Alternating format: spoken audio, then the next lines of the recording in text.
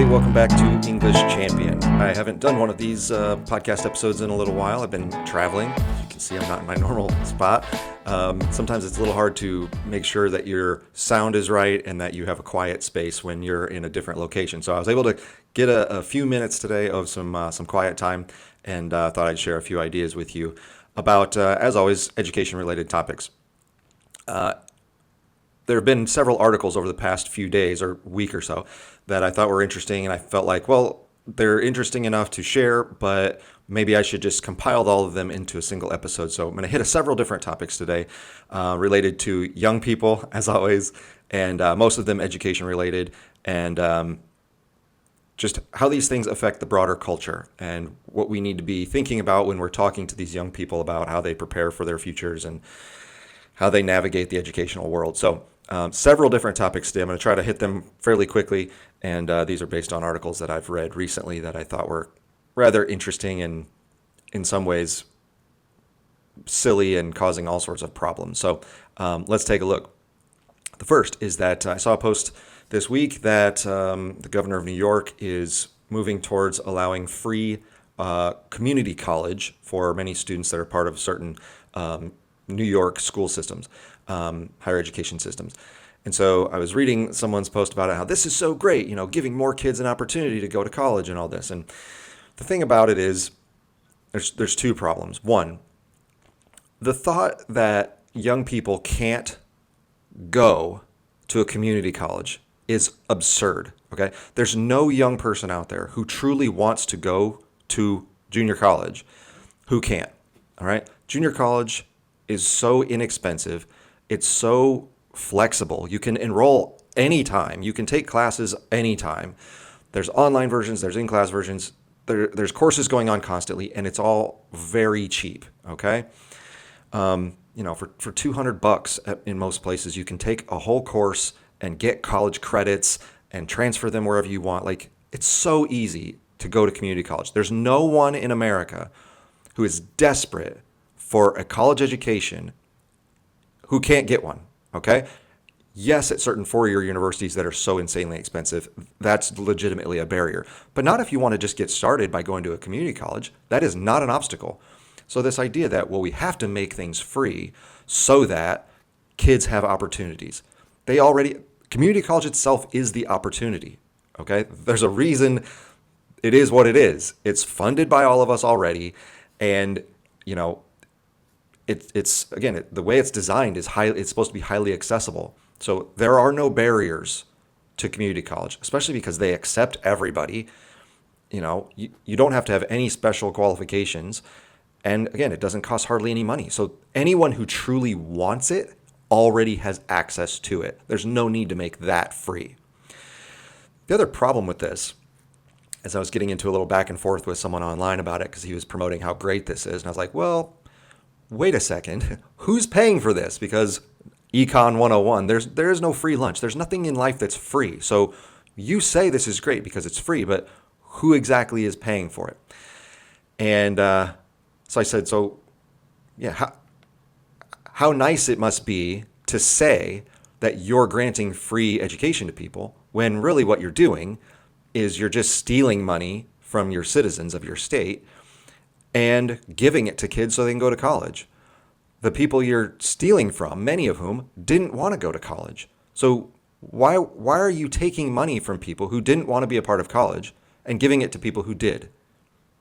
Like, why are you doing that? Well, his argument was, well, it's for the greater good. Everyone needs access. It's like, yeah, that all sounds great. And you might think that's the case, except as I've been saying for the last couple years on this channel, there's so many of those kids who won't use it. They might go try one class and be like, this is stupid. I hate school. I'm out of here. And so we just paid money for a kid who had no skin in the game because it was free for him to go to school and waste everyone's time and not get educated because he's going to quit. That happens every single day on college campuses across America. And so now you're making it free for people to do that? Like, why? Might as well just flush money right down the toilet. The problem is when you have these high-minded ideas about the greater good and this will improve society, is you never think about the actual people involved. All right? You're thinking about the people who might get educated. Again, that's a big might. Because again, if you already want to get educated, you'd go get educated. It's so easy. everyone has access to community college. So if you want it, go get it already.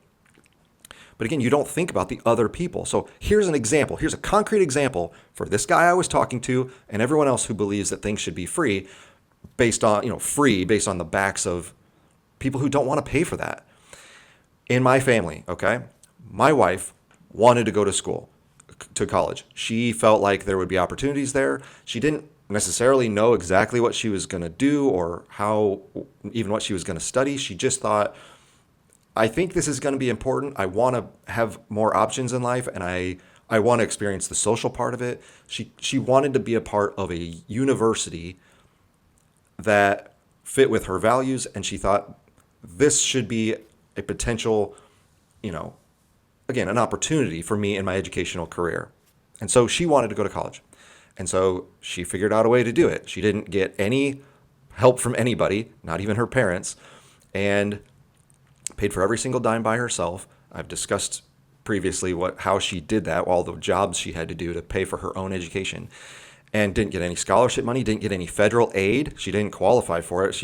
Even though she didn't have any money, there's loopholes that where you're like, you fall through the cracks, and she didn't qualify for anything. So she paid every single penny by herself because she wanted it. When you want something, you'll figure out a way to do it, and she did. Now, her brother didn't really like school and thought, I'd rather just get started working, and ended up starting his own business. He's a tradesman, and he makes a very good living running his own business as a blue-collar, hands-on worker. He's very successful. So those were two different life choices. One person really wanted to go to college. The other didn't like schooling and all the studying and like the scheduling of all of it. It's like, I'd rather just go make money. So that's what I'm going to go do. And so he did. What you're promoting when you say we should make it free for everybody is you're saying, hey, you who don't really care about school that much, because if you did, you'd pay for it yourself. If you don't care about it that much, but you want to go, that's like saying to my wife's brother that he should pay for my wife to go to school. All right, and they're brother and sister. You should pay for your sister to go to school because, after all, she thinks it's going to be really important for her, and education is inherently good, so it should be covered by somebody. And he would, of course, if that conversation were to happen, he would go, well, if you think it's so valuable, you like school, so why don't you just pay for it? You want to do it, you do that. Why are you making me? I don't care about school. I'm going to do this other thing. So you figure it out. And she would say, according to this argument, well, it's for the greater good. This is going to benefit society if I'm more educated and all the people like me are more educated. And of course, to that argument, he would say, like, again, if people want to do that, they can go do that. But I don't care about school. Why are you making me pay for school for other people? That's not very fair to me for you to reach into my pocket with force, by the way, and give it to other people to go to college when I don't care about college. Why would you do that? So yeah, that argument doesn't work. If you had to go to each person who works in a blue-collar job or any other job that didn't really require a college degree and say, you have to care about college. You have to care about it so much that we're going to steal money from your pocket and give it to those kids who think they might want to go to college. Like, you would never do that. You would never go up to someone with the threat of the law and say, give me your money so I can give it to that person to go to school. I know you don't care about school, but they might, so we need to give them money. You would never do that. But when we couch it in, well, it's the people, it's the state voters, then suddenly it magically seems okay to go steal from people. Like, that doesn't make any sense. And so this guy, he goes, well, this is democracy in action. If the people of the state of New York didn't want it, they wouldn't vote for it. And if they want to change it, they can vote for it back. It's like, I said, oh, really? Again, this is the problem with democracy. And so I replied with the classic, I think it's Ben Franklin, who said, yeah, democracy is two wolves and a sheep discussing what to have for lunch. It's like, yeah, it must be nice to be a wolf. What, the sheep just has to go along with it because that was the democratic process. They voted on it, so I guess it must be okay. No, there are morals here that you don't steal from people and just hand it to someone else, especially someone who said, I don't care about college. I'm going a different path. And you say, no, you're going to give me money anyway because that person might. Here's the big twist of all that. Guess what happened? Now, my wife finished her college degree, but she ended up becoming a very successful business person in a field that had nothing to do with her college degree and in a field that doesn't require a college education at all. So if you would have gone to her brother and said, you need to pay all this money so she can go get educated, and even if he reluctantly agreed to it, all of it would have been for nothing because her business that she has built doesn't require a college degree. And it didn't require her field that she went into as a major. So even if you make people pay for it, it doesn't mean it's going to pay dividends in the future because people might still go into fields that didn't even require it in the first place. So why did you make someone else pay for it? If they wanted to take that risk of going to school and then maybe not even using that degree, fine. That's what my wife did. That's great. Do whatever you want, but you pay for it, which is what she did. She didn't go around asking her brother or anyone else, hey, can you please pay for this for me? Because I want to take this risk on getting educated. I don't even know if it'll lead to a job or something in a field that I am going to end up in, but I want to do it. She didn't do that. She paid for it herself. She took on the risk and she dealt with the consequences. Luckily, they worked out because she's very successful, and so is her brother. But they took two different paths because they're allowed to make their own choices without having the government come in and say, you have to pay for that other person to go get educated. I know you didn't care about it, but you have to care that they do. Why? That makes no sense. That's what the community college is for already. It's already cheap. It's already accessible. If you're interested in doing it, go do it and pay for it yourself. It's not hard. You don't have to force at the end of a gun, which is what taxation is, the citizens of your state to do that. It's not fair to people. And again, we don't think of things that way. We think of things as, a giant mass of millions of New Yorkers all sort of decided that this was for the greater good. And you didn't care about the guy who has to pay for it, who didn't want college in the first place and has made his own life and made his own decisions based on not going to college. Well, you didn't care about him. So democracy, this is the problem with democracy, okay, is because as long as you have 51 people and 49 people are going to get screwed, you don't care. And that's not acceptable. We have to be responsible for our own choices. And so, you pay for things yourself. So that's what's going on out of New York in the last little while here. Another topic with young people. I saw this article the other day and so funny. The headline is what grabbed me. And then the rest of the article is interesting as well. The headline, though, tells you everything you need to know. This is from Inside Higher Ed just the other day. Survey, student preferences in on-campus housing. It's like, okay, well, kids obviously have some things they would like to have happen when they go to college. Line underneath is, a growing number of students are requesting single rooms and space for emotional support animals in their on-campus housing, according to a new survey.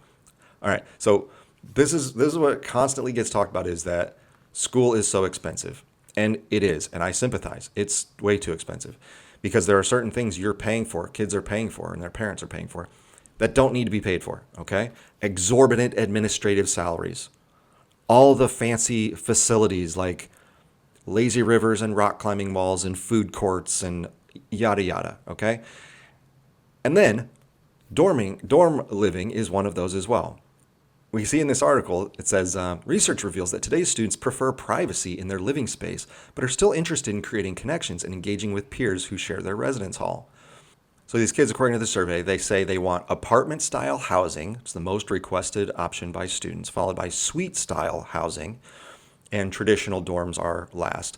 The report also found that a greater share of students want their own space. At a majority of institutions, over 50%, students rank single rooms as their top choice in the housing application. Okay, so again, this is why young people don't understand basic economics, okay? Let's say you have 10,000 kids on your campus and you have dorm space for 3,000 of them, because again, not every student wants to live on campus. And all 3,000 of those students want to have their own individual room, okay? You now have to build 3,000 individual apartments, single studio or one-bedroom apartments, so that kids can have their own living space. All right, that's insanely expensive.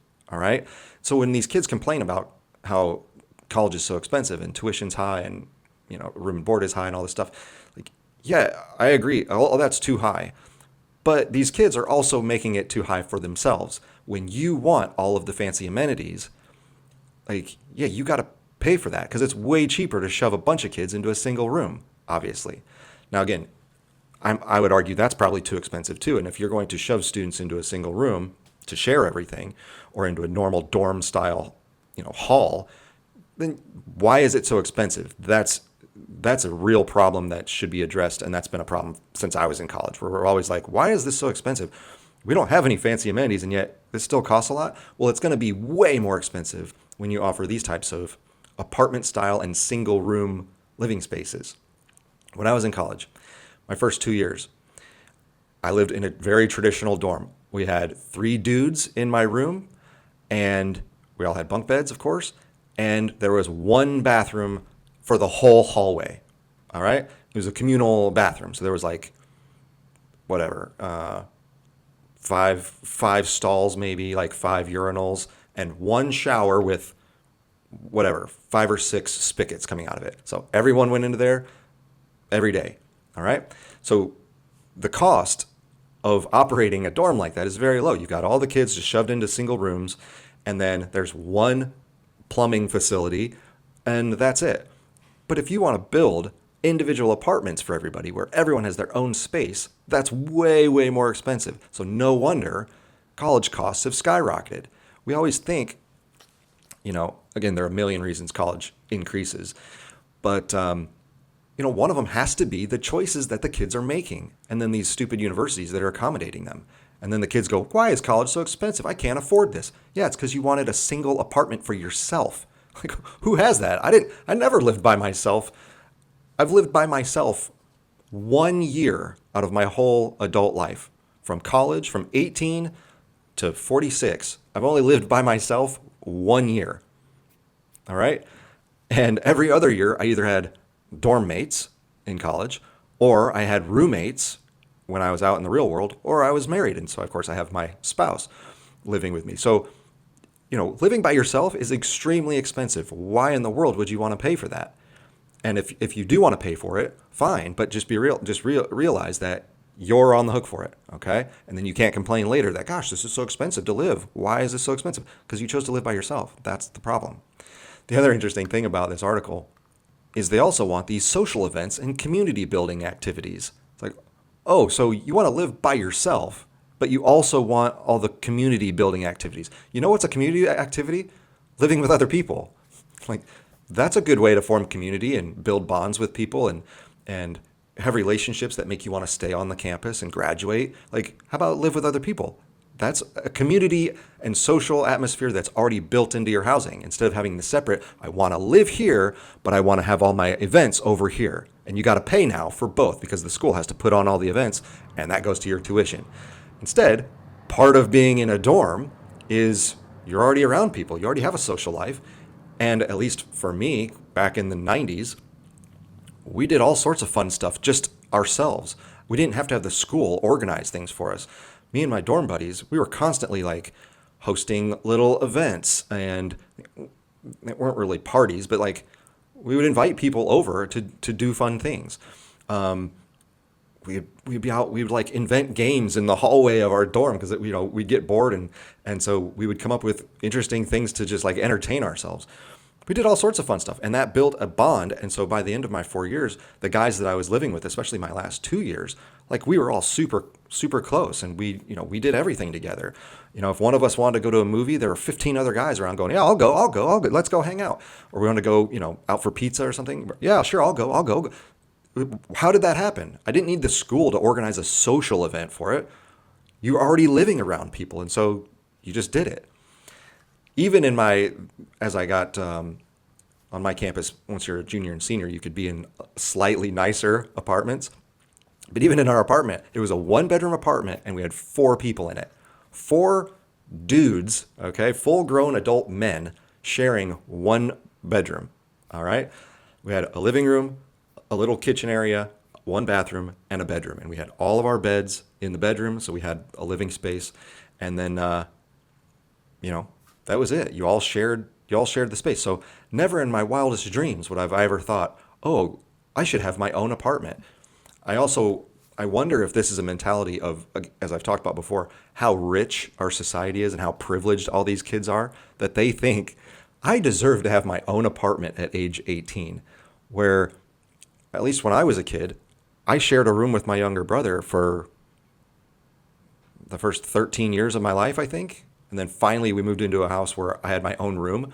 So from 13 to 18, 14 to 18, whatever it was. Yeah, I finally had my own room. But then by the time college rolled around and they're like, well, you got a room with 3 other dudes or 4 other dudes or whatever. It's like, okay, that's normal. I lived with my brother all those years. It's normal for me to live with other people. So for these young kids, I think we've gotten so wealthy as a society. I think a lot of kids have grown up having their own rooms. And so then they get to college and they're like, well, why do I have to live with other people? It's like, well, if you want to live by yourself, be ready to pay a hefty college tuition bill because that's what it's going to cost.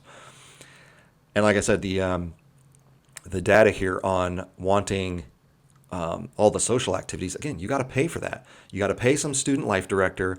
You got to pay for whatever, food, facilities, whatever, wherever you're having some social event. You got to pay for all that. And the kids think this stuff just magically appears on a college campus. And again, then they wonder why things are so expensive. Well, this is one of the reasons. The other part of it, as I mentioned in the headline, that's just so hilarious, is that so many of them want their emotional support animals. It's just like, again, that's more cost. If you think that it's cheap to have animals running around on a campus, you're crazy, because they make messes, they scratch up walls, they're pooping places, and so people get mad, and so that's a cost. Like, you're also imposing potential allergy problems on other people. Like, if I would have ever lived with someone who brought a dog or a cat or something to a dorm room, I would have said, like, I can't be around you. I'm allergic to those animals. Like, they'll make me sneeze and go crazy. So, like, you're imposing your preferences on other people because you think you need your emotional support pet.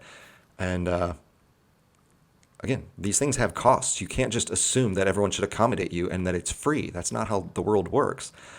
And as I've always said, like, unless you're blind or you've served in the front lines in combat in war, there's no reason for you to have a pet, an emotional support animal. Okay, if you need a service animal, you better be blind or have PTSD from serving on the front lines of war, that you're emotionally wrecked and you need a dog to chill you out.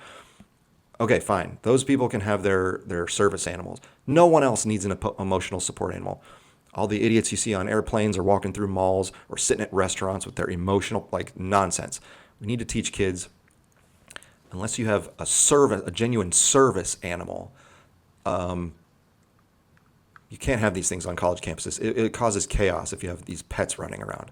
So anyway, interesting article that, again, these Gen Z kids just don't understand how their choices are related to the costs that they have to incur. It's no one's teaching them. I'm gonna talk about this idea here in a future little episode, so be on the lookout for that, about how we can teach young people better about how the world actually functions and how the choices they make have true cost consequences. And you don't just get to have things for free, because that's not how the world is. So be on the lookout for that. But this is a hilarious example of single rooms and space for emotional support animals. And they think that's going to be cheap. Good luck with that. So another article, I don't remember where it was. I'm sorry, I forgot where it appeared. If it was in a YouTube video or if it was an actual article, I can't remember. But I saw people talking about the importance of prompts for AI. And it was basically saying, if you're using AI in a way that's sort of just like Google, like, you're not maximizing what it is, and you're not going to be as successful as other people who know how to use it properly. And so there was like, here's a whole course, I think it was a course, about prompting. I talked about this like 2 years ago, okay, about the problems with AI when ChatGPT first emerged, and how just because you're giving students answers doesn't make them better. And so here's another example. The article, I think it was an article, was, again, advertising, like, if you take this course, this will teach you how to prompt better. Because using AI is all about refining your prompts. Like, you have to be more specific with what you're telling it. If you just type it in, like you do in a Google search, all it's going to spit back is, it might land on what you want, it might be very vague, but if you're looking for something specific, you have to tell it what you want. The problem with that is, again, like I said 2 years ago, is if students aren't smart enough to know what they want, or or what would be most appropriate or what would be the best version of whatever it is they're working on, then how do they know how to prompt it? Because anything that the computer spits out is going to be better than what they could make themselves, at least in their minds. So why would they continue prompting unless they already knew what the end goal should look like? And then the question becomes, if you already know what the end goal should look like, why don't you just do it yourself? Why would you waste time prompting and reprompting and reprompting 50 times when if you would have just written the essay on your own, you'd be done by now? Like, why are you going through this process?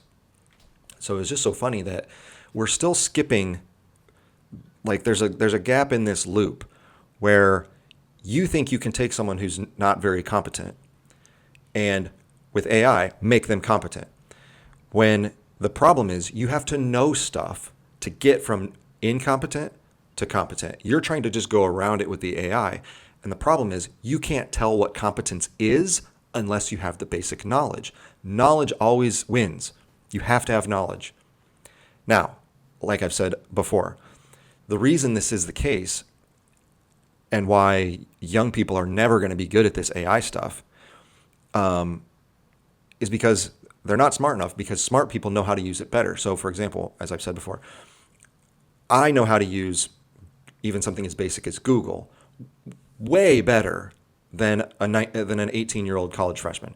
Way better. Why? Because I'm infinitely smarter than that kid. Okay? In 50 different things, I'm smarter than that kid. So I know what I'm looking for, and I know when I found it because I already know the stuff that went into searching for it. Similarly, someone like Elon Musk knows how to use the AI prompts and the even just basic Google and basic tech platforms better than I am. Why? Because he's smarter, at least in those certain areas, than I would be. So the ability to use those things is based on the knowledge you have about the content that goes into the prompt itself. If you don't have the knowledge of the content, then how do you know what to even type in? Because all you're going to be doing is going, well, make this better. Well, how do you know what better is? You don't know enough to make it better, or at least to recognize what better would actually be. Because again, to you, anything is better. When to those with knowledge, what you're creating might not be better at all, or it might not be good enough for what your teacher's expecting or for what your boss is expecting. That's just not how it works. When we're talking about these AI prompts, it makes sense that we want to teach people how to communicate with their platform, their LLM, better to be more productive. Okay, I understand that. The problem is we're sending people either into school or into the real world who aren't smart enough, and then we're handing in this device, this tool, and saying, this will help you be smart. It's like, no, you can't get there. You're trying to go around. You have to go through. You have to go through the knowledge to be able to recognize what to prompt, and then finally recognize, yes, that is what sounds good. That's what looks good. That is what's going to work for my business. Then I recognize that is a good final product. But if I don't know what a good product is in the first place, how am I going to know what to prompt it with? So this stuff, it just doesn't work. And even with good prompts, depending on what you're working with, what platform you're on, the computer will still spit out things that don't match what you're looking for. I have a whole thing that I was thinking about talking about, but it's like there's a million examples of where I'm searching for something very specific online, and it doesn't matter how many times I refine my search, Google will not spit out what I'm looking for. And it's not because they can't find it, because it's out there. I know it is, but it won't spit it out to me. Or on YouTube, same thing. Like I'm searching for a very specific type of video, and it won't show it to me. Or if they end up doing it, it'll be like 23rd on the list. It's like, yeah, but why'd you show me all this other stuff? I don't want those things. I want this specific thing. So it's the same thing with the AI. If you don't know what you want, you just want it to look good or sound good if it's an essay or some presentation you're making or whatever. Like, yeah, but how do you know it sounds good? You're not an expert because you're a dumb high school kid or college kid who doesn't know anything. So how do you know it's good or not? You don't. You're just assuming the AI made it good, because to you, anything is good. But to those of us who are smarter, like the teacher or like your boss or whoever's an expert in that field, they're going to go, yeah, this isn't good. This isn't what I asked for. This isn't what, this doesn't meet the standards of our company or of our school. So this whole like infatuation with prompting, yeah, I get it. That is a skill, and that's what good people do is they constantly refine their prompts. But trying to teach this to young people without teaching them the actual knowledge beforehand, it doesn't work. So we're going to keep spinning our wheels. You're going to see these schools or whoever selling these ideas continue to try to convince people that all you need is this AI course. All you need is this system for prompting. It's like, that's not how it's going to work. I promise you. It's not going to make anyone smarter. It's not going to make anyone better. It's going to make everyone more average because that's what it's, they're going to see it and they're going to think it's good, but it's going to be average because they're not an expert. So that's what we're going to get, more average. So good luck, and that's where we're headed. So be very aware of any school, any business that's trying to shortcut the actual learning process. It's just not going to work, I promise. Another thing I saw this week. So again, another technology and young people topic. The title of the article grabbed me. It's from Fortune magazine. Might have appeared somewhere else too, but this is where I saw it. Dating apps are doomed because Gen Z is locked in on meet cutes, says a former Hinge content leader. They want to vibe their way through meeting people. So hilarious. Like, okay, well, what's the problem? I thought everyone was meeting on dating apps. So what's happening here?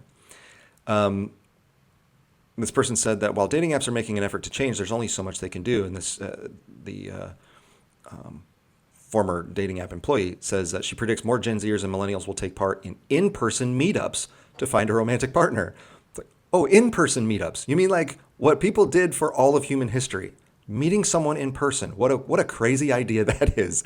Huh. Who knew that would be the way to actually form solid relationships?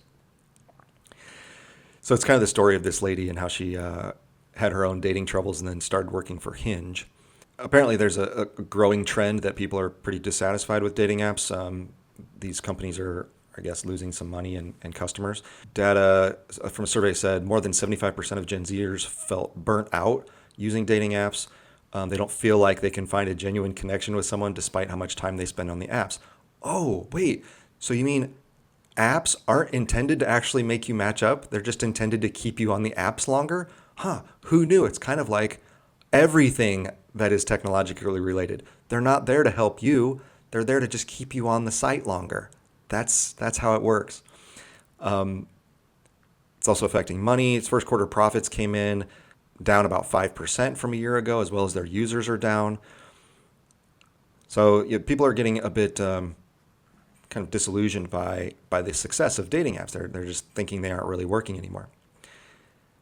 So this is where it gets funny. This has led several major dating app brands, including Hinge, Bumble, and Tinder, to introduce new features and products to their lineup. One example is a feature allowing Tinder users to pair up with friends to encourage double dating.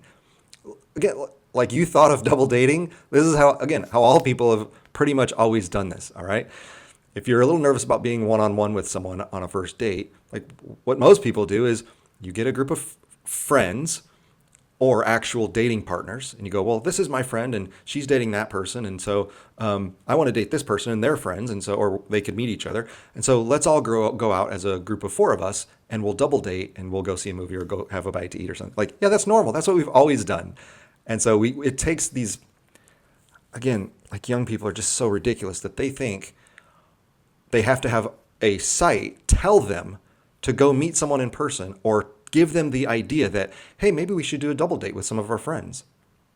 Like, just complete lack of awareness of human existence. It's just crazy. This is the way Gen Z wants to connect, this person said. They want to vibe their way through meeting people.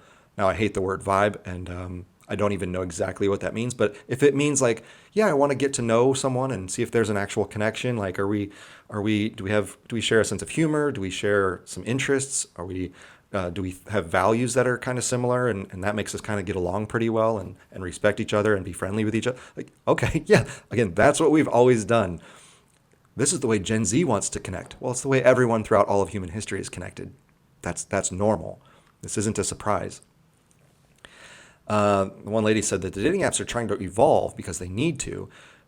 She said she doesn't think there's anything they can do to save the dating app industry altogether. Gosh, I hope so. I hope it destroys itself. They can try to come up with more ways to allow people to assess chemistry, but unless they are really pushing people to meet in real life by maybe creating more in-person activations and events where people can assess, oh, there's a vibe here. It's all about vibes. I don't know how they'll be able to make a comeback to being as big as they once were. Gen Zers and millennials have become increasingly interested in meet cutes, or meeting a romantic partner in real life instead of on a dating app. Again, this is something that is just tiresome about young people, is that everything has to have a larger significance. There has to be something cute about it. And I know in movies, that's what it's called. It's called a meet cute. And it's been like that through all of filmmaking or in novels. Like, oh, there's this interesting way that you magically bumped into each other and that's what sparked your relationship. I get it. But it doesn't have to be that way, okay? You can just meet someone in a casual way and talk to them for a while and find them interesting and go, hey, maybe not just, bumping into each other at work or bumping into each other at college or at the gym or at church or wherever. Like, what if we didn't just bump into each other? What if we went out purposefully, the two of us, to go have a meal together, a cup of coffee or whatever? Like, yeah, that's called dating. That's called meeting people in normal life, getting to know them. And then if you like them enough, you go to a date and maybe you invite other people so it's not so awkward or whatever, but then you gradually get to know them. That's normal. And so the fact that, well, now I'm interested in a meet cute, like, how about you don't need the cute part, just meet someone. And people are everywhere. You don't need a dating app. Just go out into the world and you'll see people and you can just talk to them. It's what everyone has always done since the beginning of time. This person said, I don't want to just be chatting people online. I don't want a pen pal. Yeah, so get off of these stupid websites. That's led, another one final hilarious thing, that's led more people to start hosting in real life meetups. Like this guy who's a Gen Z communication professional who hosted a mixer to match up party goers. They posted flyers around their neighborhood and invited a bunch of strangers for some matchmaking in real time. Oh, again, like everyone's always done forever. That like, hey, I want to meet people. I'm going to throw a party and invite everyone in my neighborhood or everyone at my college or whatever, everyone at my church who's between these ages. And then, yeah, you see if you meet people you like. This is the oldest thing ever. And this guy is a Gen Z communication professional thinking he's inventing something new. Where he's like, yeah, how about you just host a little party and meet people? That's what you could do. Yeah, no kidding. Just hilarious. This other lady, she hosted a master class for the art of the meet cute, where it was basically a wine tasting. The idea was inspired by the classic concept of meeting a significant other at a bar, sharing wine. Like it's a concept. Everything with young people has to be some like, oh, you invented this idea. What a concept. No, this is normal. You go to places where people are that are in your age group or in your interest group or whatever. People that you think you might want to meet. You just go there. See who's around. Take some friends with you so you can all meet other people. It's totally normal. You don't need sites to tell you how to do this. You don't need to hire someone to host a master class on going to a bar and sharing a bottle of wine. It's so dumb. I can't believe this. This young people out there, everyone thinks you're an idiot. Okay? I'm sorry to break it to you, but everyone looks at you and says, you think you need an app to tell you to go to a singles mixer or to go to a bar or to go to any sort of event and meet someone. Are you so dumb that you don't even know how human beings work? It's just bananas that this is real. So funny. So again, she's saying, dating apps are going to have to change. She goes, it's so much easier for somebody to hide behind their phone and put thought into the message that they're crafting. But it is possible to also learn how to connect in real life, and it might take practice. Yeah, that's what being a young person's all about. It's practice. You got to just meet people. That's how it goes. Maybe you have to date a variety of people to see who's the best match for you. That's how it is. That's how it's always been. It might take figuring out what you can control and going to someplace you're familiar with, like a bar or whatever, ordering a glass of wine and striking up a conversation with somebody. She said it's also about saying yes to things, like an invitation to get drinks with a coworker or seeing who else shows up at a random birthday party. Yeah, I wrote a whole article about saying yes to things. That was for career things, but it's also in real life. Yeah, if you want to, back to the thing about young people don't know where opportunities are. The problem is you've got to say yes to things, okay? Even if you think it's going to be stupid, even if you think nothing's going to come of it, you don't know. When someone invites you somewhere, you should almost always say yes, okay? Just because you might meet someone, if it's a dating relationship, you might meet someone in a professional way where they could give you a job, or point you towards someone else you should meet who's hiring, or what. Like, you never know what's going to happen. And the irony of all of this, and it links back to the dorm article, is, yeah, but young people are consistently saying, no, I want to live by myself. I want to be secluded. I want to curate my life on my own Instagram feed, or on these dating apps. I just want to talk to the people I feel attracted to at that moment, rather than exposing yourself to a variety of types of people in a variety of types of situations, which is what college is about. Instead, no, I want to have my own dorm room. And now they're realizing, oh, you know what? Maybe going out and actually meeting other people might be a really good idea. And this whole thing about being secluded and only scrolling on my whatever, Hinge site or whatever, like, yeah, maybe that's not working. So maybe you should do something different. Maybe you should do what all of us old dinosaur people have done for our whole lives, which is, yeah, go out into the world and meet people. And then that's how you make friends. That's how you might find a marriage partner. That's how you might find a new employment opportunity or an educational opportunity. Be a human being. That's the answer to every single problem we have in the tech world, in the education world, in the young people environment. Everything revolves around, yeah, act more like a person. And notice how many of your problems will start to disappear. You won't need your emotional support animal. You won't need your mental health advisor. You won't need to have to only say, I need to live by myself. You won't need all the accommodations that you think you deserve in this world, because you'll have developed enough experience to know how to adjust to any situation. That's called being a human being. So I'm sorry, young people, if you're listening still, you've probably tuned out a long time ago. But if you're a parent or a teacher or anyone who works with young people, these are the things you should be telling them. Like, yeah, get off your phone. Get off the stupid dating apps. Get off the ChatGPT. Go learn something. Go meet people. Be a human. And your life will be way, way better. So I know that was a lot, but I thought I could sort of tie all those together into one episode. So hope that was somewhat useful and enlightening, that you're hearing about some of the crazy things going on in the culture. All right, lots of big stuff on the way in the next couple days. I've got some more economics stuff, some more teaching advice for people, so I'll be on the lookout for that, and I will see you next time. Thanks for watching.